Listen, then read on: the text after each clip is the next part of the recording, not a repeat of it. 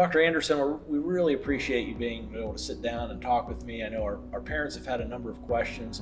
Your office has done a phenomenal job really leading the COVID response and keeping Liberty open, which is what we've wanted to do. And I know the spring semester is going to be a little bit different than what a traditional spring semester is like.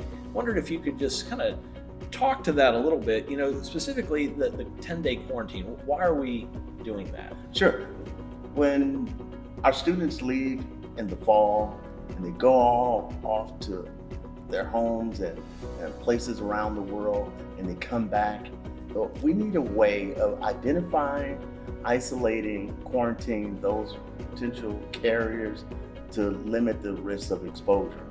Also, we want to be mindful that when they leave the campus, they kind of leave the momentum of our attention or our dedication to those things that made us successful, like wearing a mask, washing our hands vigorously for 30 seconds, or keeping the physical distancing that's required. So we wanted to re-indoctrinate our community so that we can end this semester strong.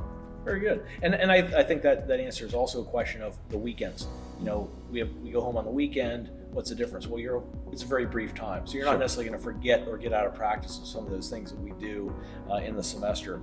What will that quarantine look like?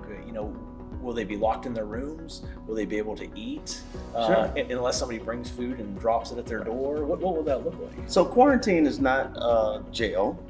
So we want our students to come have a place where they can rest and recuperate and be with their friends.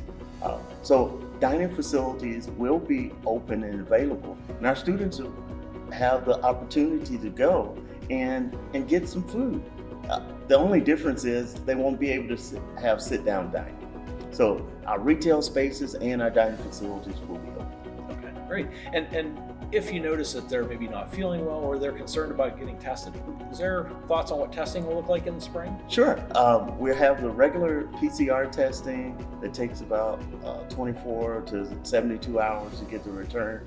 But also in the spring, we'll have our rapid testing available. So in about 30 minutes, students will know immediately what their results are. Oh, that's great. That's great. We really thank you for really taking the time to meet with us today. Again, thank you for all that you're doing. Great effort. Thank you. Bless you.